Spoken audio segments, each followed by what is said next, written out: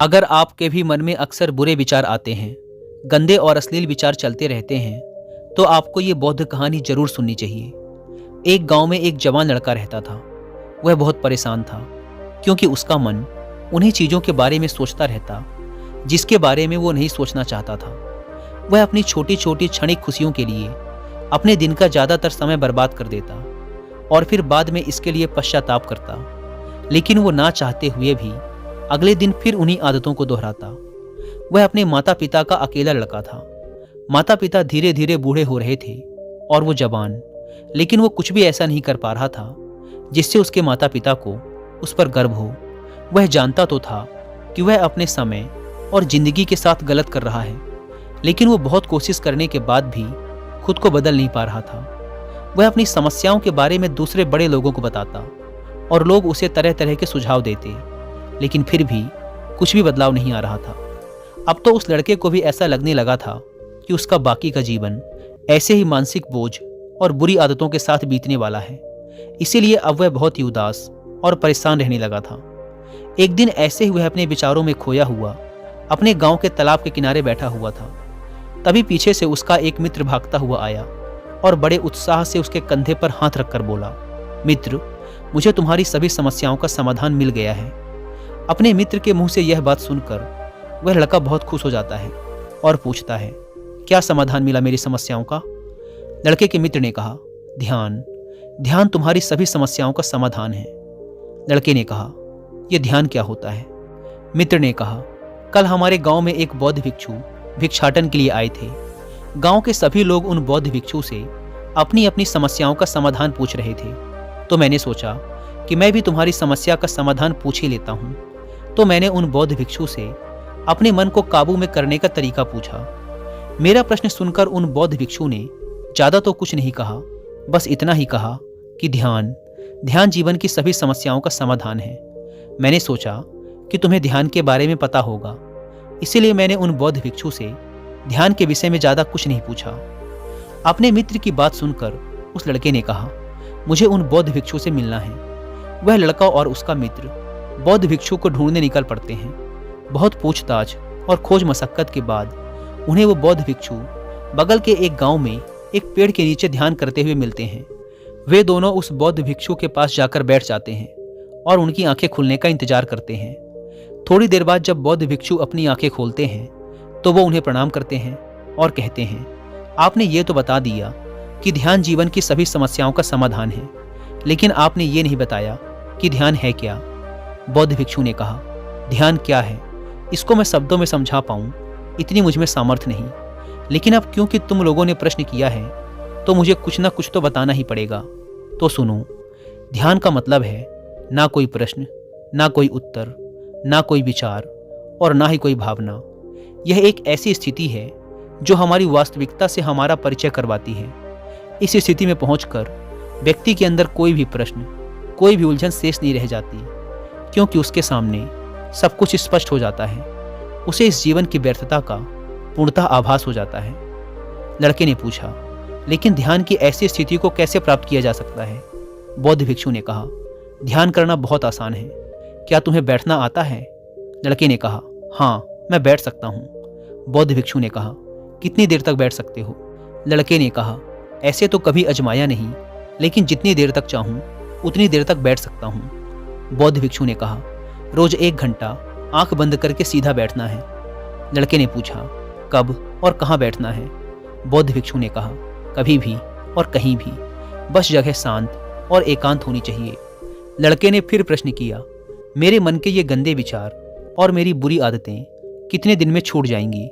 बौद्ध भिक्षु ने कहा, सिर्फ 1 दिन में, अगर तुम 24 घंटे आंख बंद करके बैठ सको तो। बौद्ध भिक्षु से आज्ञा ले वह लड़का अपने घर आ जाता है और ध्यान करने बैठ जाता है। जैसे वह अपनी आंखें बंद करके बैठता है, उसके मन में तरह तरह के विचार उठने शुरू हो जाते हैं। जैसे, क्या ध्यान करने से सचमुच कुछ फायदा होगा? मैं अपनी बुरी आदतों को छोड़ भी पाऊंगा या नहीं? आखिर सभी लोग मेरी इज्जत कब करेंगे? मैं तो उससे प्रेम करता हूँ, लेकिन वो मुझसे प्रेम क्यों नहीं करती? मैं ऐसा क्या करूँ कि मैं बहुत सा धन कमाऊँ और अपने गांव का सबसे अमीर व्यक्ति बन जाऊँ?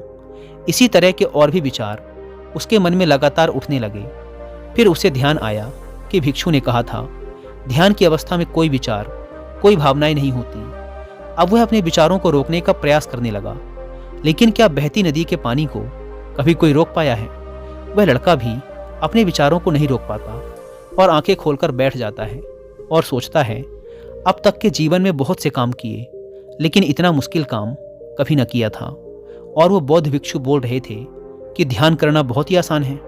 वैसे दोस्तों, अगर आप भी ध्यान या मेडिटेशन प्रैक्टिस करना चाहते हैं पर आपको पता नहीं कि उसे कैसे किया जाए, तो इसके लिए मैं आपको कुक एफएम पर एक ऑडियो बुक रिकमेंड करूंगा जिसका नाम है meditation and it's practice by Swami Rama. ये ऑडियो बुक आपके लिए एक गाइड है जो स्टेप बाय स्टेप आपको मेडिटेशन के बारे में समझाती है। यह ऑडियो बुक आपको ध्यान का अभ्यास करने का एक एग्जैक्ट आइडिया देती है और साथ ही साथ मेडिटेशन की शुरुआत में आने वाले चैलेंजेस और उसके सॉल्यूशंस के बारे में भी बताती है। इसके अलावा कुक एफएम पर मेडिटेशन के ऊपर हिंदी में एक कोर्स भी है जो मुझे पर्सनली काफ़ी पसंद आया। उसका नाम है घर बैठे सीखो मेडिटेशन। आप चाहें तो इसे भी सुन सकते हैं।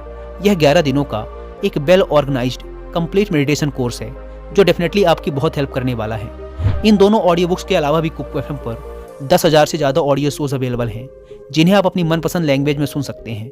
इन ऑडियो बुक्स और कोर्सेज को सुनते समय कुक एफएम के ऐड नोट्स फीचर का यूज़ करके आप इनकी इंपॉर्टेंट बातों के नोट्स जरूर बनाएं ताकि आपको ये ऑडियो शोज बार बार न सुनने पड़ें।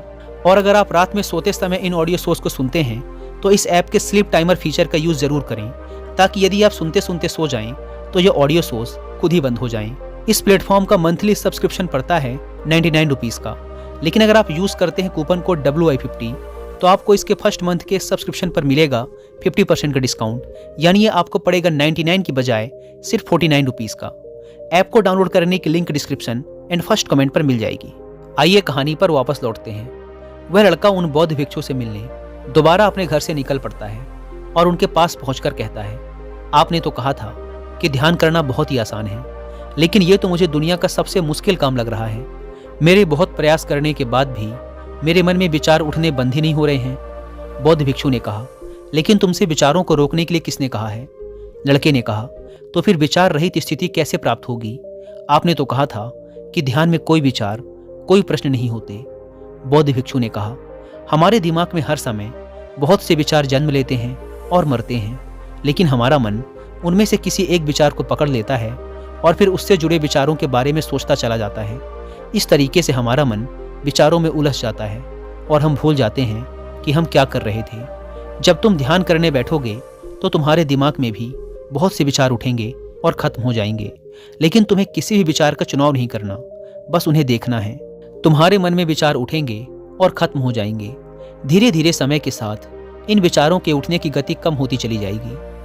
बौद्ध भिक्षु के मुंह से ये सारी बातें सुनकर वह लड़का अपने घर वापस आ जाता है और दोबारा ध्यान करने के लिए बैठ जाता है। इस बार वह लड़का बौद्ध भिक्षु के बताए अनुसार अपने मन में उठ रहे विचारों को देखता है।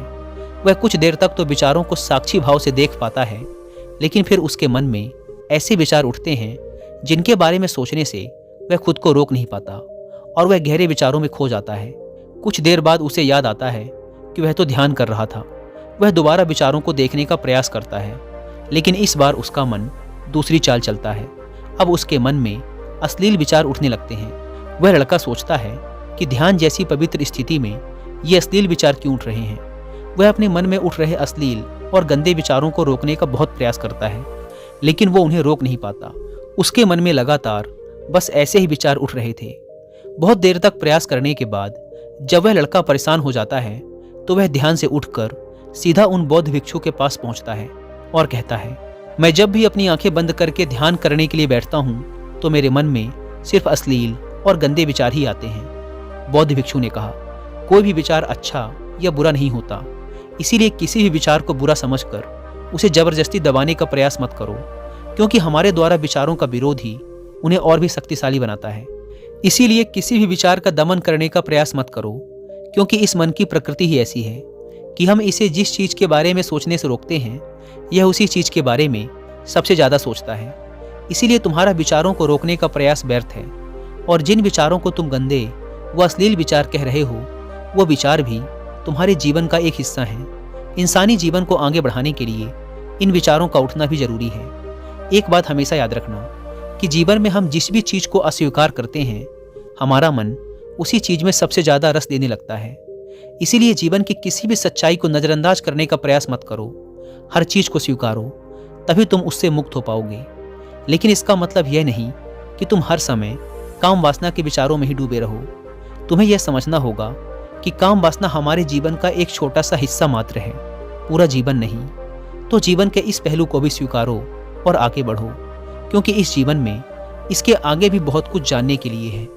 लड़के ने कहा, लेकिन हमारा मन हमारे साथ इतनी चालें क्यों चलता है? क्या हमारा मन ही हमारा शत्रु है? भिक्षु ने कहा, नहीं, मन हमारा शत्रु नहीं है। यह तो बस उन्हीं चीज़ों को अनुभव करना चाहता है जिसमें इसे आराम मिले, आनंद आए। इसीलिए जब हम कोई ऐसा काम करते हैं जिसमें शुरू में ही मन को आनंद नहीं मिलता, तो हमारा मन उस काम का विरोध करता है। बौद्ध भिक्षु ने आगे कहा, अगर तुम अपने मन से बुरे विचारों को खत्म करना चाहते हो तो अपनी आदतों को बदलो। आदतों को तुम केवल तभी बदल सकते हो जब तुम्हारा मन तुम्हारे काबू में होगा, और तुम्हारा मन तुम्हारे काबू में तभी आएगा जब तुम खुद को जानोगे, जब तुम स्वयं का अनुभव करोगे, जब तुम ध्यान का अनुभव करोगे। इतना कहकर बौद्ध भिक्षु खड़े हो गए और एक हल्की सी मुस्कान के साथ उस लड़के के सर पे अपना हाथ रख दिया। इसके बाद उन्होंने अपना भिक्षा पात्र उठाया और वहां से चले गए। वह लड़का उन बौद्ध भिक्षु को जाता हुआ देखता रहा, लेकिन अब वह बहुत खुश था, क्योंकि उसे अपनी समस्याओं का समाधान मिल चुका था ध्यान के रूप में। वह समझ गया था कि उसे हर रोज ध्यान के लिए बैठना है और उसे अपने आते जाते विचारों को देखना है, लेकिन किसी भी विचार को पकड़ना नहीं है। समय के साथ वो विचार खुद ही गायब होते चले जाएंगे। साथ ही वो ये भी समझ गया था कि कोई भी विचार अच्छा या बुरा नहीं होता, विचार सिर्फ एक विचार होता है। इसीलिए विचारों का विरोध करना भी व्यर्थ है। दोस्तों, मुझे उम्मीद है कि आपको इस वीडियो से बहुत कुछ सीखने को मिला होगा।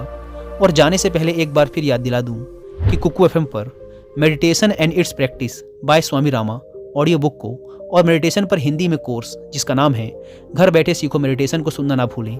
और मंथली सब्सक्रिप्शन पर 50% डिस्काउंट के लिए आप WI50 कूपन कोड का इस्तेमाल जरूर करें। धन्यवाद।